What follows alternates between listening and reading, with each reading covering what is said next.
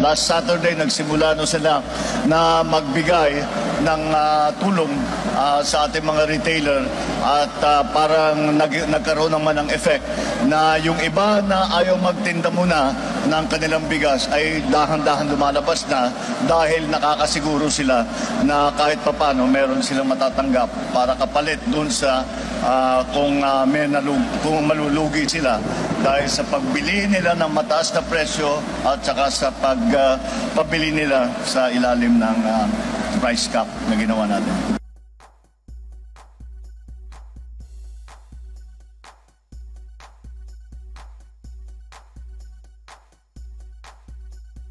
Pag may sinabi akong sagot dyan, yung presyo susunod dyan.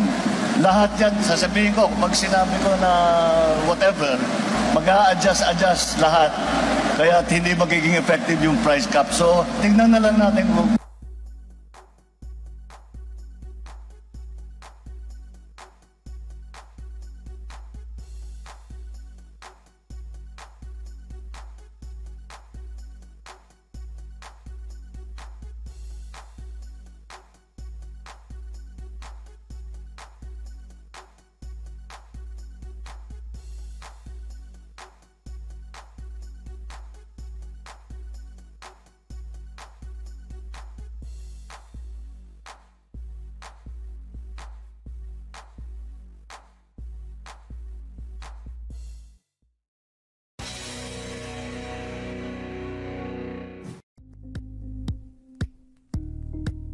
Thank you for watching Politico TV. Please like and subscribe to our channel for more videos.